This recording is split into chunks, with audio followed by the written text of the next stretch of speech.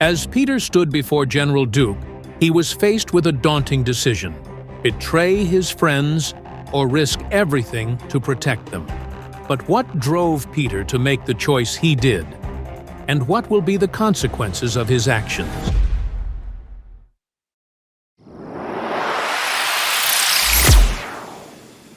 The night before the incident, while Quinn was sound asleep waiting for the other two to return, Peter had been called out by the group of first years. They had added him as a friend on his communicator watch and was able to send a message whenever they wanted to call him. That night, they had asked to meet outside of the dorm room building. 5 of the first years were standing outside, including Earl. "So I see it looks like your friends seem to still trust you, and you managed to get on their team then?" Earl said as he lifted his hand to look at his watch. "Oh, didn't I say to meet here at 8:30? It looks like you're a couple of minutes late." 2 of the first-year students then rushed over and grabbed Peter. One of them held his hand behind his back, while the other held out his right hand. 2 minutes late means 2 fingers, I'm afraid." Earl then held one of Peter's fingers. "Wait, I'm sorry, I needed to be careful. I had to make sure Vordan wasn't following me as you asked," Peter cried. Fine, I'll be generous," Earl said as he pushed down and snapped Peter's finger. Before Peter could even cry out in anger, he bit his tongue for fear that they might do something much worse if someone had heard him. The others watching flinched at the sight. Although they were helping Earl, even they feared him a little. It wasn't normal for someone to be able to hurt or break someone's bones so easily like that, but Earl was able to repeatedly do it easily as if it was nothing. "We will only do 1 finger then, but you know what will happen if you're late again," Earl said as one of the first years came over and started to heal Peter's finger. As the student healed Peter's finger, he could feel Peter's body shaking. His eyes half dead, the boy wanted to say he was sorry, but knew that was how the world currently was. All he had was a healing ability. He had no combat powers and had no choice but to follow those stronger than him. Otherwise, it would be him instead of Peter in this situation. "I called you out here because the general wants to have a meeting with you," Earl explained. The group of first-year students, including Peter, then started to escort him around the school. That's when Peter noticed that they had left the first-year campus building and had gone into the second-year buildings. Instead of going through the front entrance, though, they entered through the back and took the emergency exit stairs. The walk was long, but they had finally reached one of the private integration rooms for second-year students. Earl knocked on the door before entering, and only entered once he heard a voice. "Come in," the man said.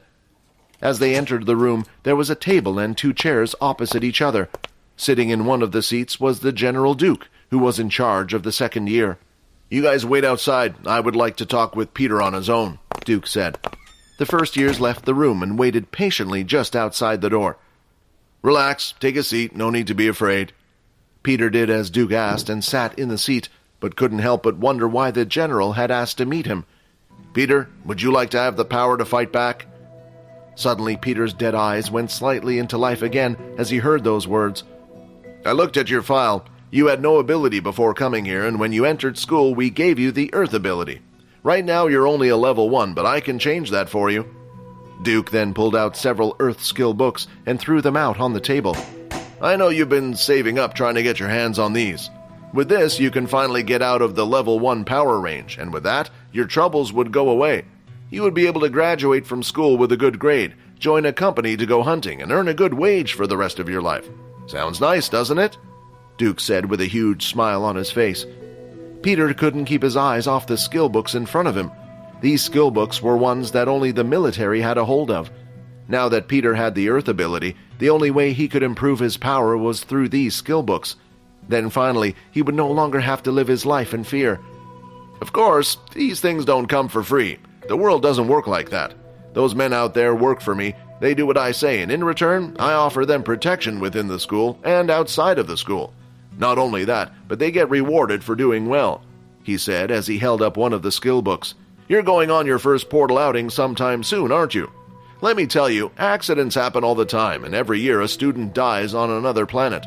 Now, information has it that maybe this year, someone from that team of yours will go missing. You're a smart boy, so I think you can understand what I'm saying. Now, maybe that person will be you, maybe not." Last night it was clear to Peter what Duke was saying. Either he did what Duke said, or he was the one who would go missing. But the target was never meant to be Quinn. The target was always Vorden. When Quinn shouted and had somehow found out Peter was in on the plan, he panicked. He didn't know what to do and had pushed Quinn into the portal. His hands were now shaking as the realization had hit him. "What the hell have you done?" Vorden shouted. "I'm sorry," Peter said. "You don't understand. I had to do it." "What? Let me guess. Because you were being bullied? Because you were being threatened?" Vorden shouted as he continued to walk towards Peter, and at the same time, Peter would walk back. "Do you not think Quinn has been going through the same thing as you? He's a level 1 just like you. And do you think they didn't try threatening me when I was tied up and placed on that thing?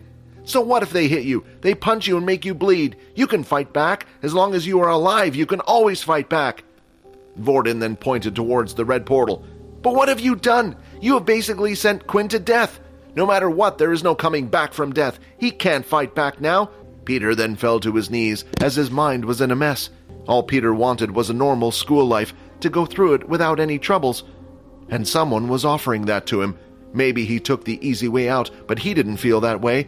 He had already gone through his own suffering. Why did he have to be the one targeted by Earl and the others? But there was one thing that Vordan said that did strike a chord with Peter. Did he ever try fighting back? He always thought it was useless. Perhaps that's what made Duke and the others think he was an easy target in the first place. Then suddenly, Vordan started grabbing his head. He started moving all over the place, swinging his head like crazy. "I can't hold him back anymore, Vordan." "You have to try. If he takes over, who knows when I'll get control again." "The shock is too much for him. Looking at Peter is only making his emotions stronger." As Vordan looked up, Peter could see his eyes filled with tears, sadness. Then Vordan looked towards the portal. "No! What are you thinking?" Peter shouted. Vordan then turned around and looked at Peter. "Peter, this is for your own sake, but you better hope I don't come back out of here alive." Vordan then ran straight into the red portal, his body vanishing from the room. When teleportation devices were first discovered, there was hope that they would be able to set these to travel to wherever they wanted to. Spacecraft had been invented but were unable to travel at light speeds needed to make it viable. No one knew the truth, and scientists could only theorize where exactly these portals led to. But what they did find was each of these planets harbored deadly beasts. Then, when the first beast was killed and harvested for research, the beast crystal located inside it was discovered. Inside the crystal contained a power far greater than anyone could imagine. There weren't many with powerful abilities strong enough to go against the Dalki. Their technology was too advanced compared to humans, but then a new discovery was made with the beast crystal, thanks to Richard Eno once again, and that was the discovery of beast weapons. As Vordan jumped into the red portal, he felt a tingling sensation all over his body. The world around him started to warp and displace, and his mind felt like it was melting. It wasn't a horrible feeling. In fact, the feeling received when traveling through the teleportation device even felt addicting to some. A few moments later, Vordan had arrived at his destination. He opened his eyes, and the first thing he noticed was the place was incredibly dark. The sky was black, and the only light source available was from the 2 moons outside in the distant sky. Around him were crumbled-down buildings and structures, as if at one point the place was used to live in.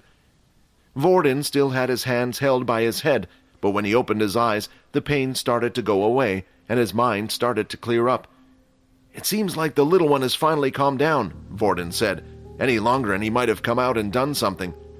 "What does the matter?" Rayton argued. "Do you even know where we are? You jumped through that red portal." Vordan then started to look at his surroundings.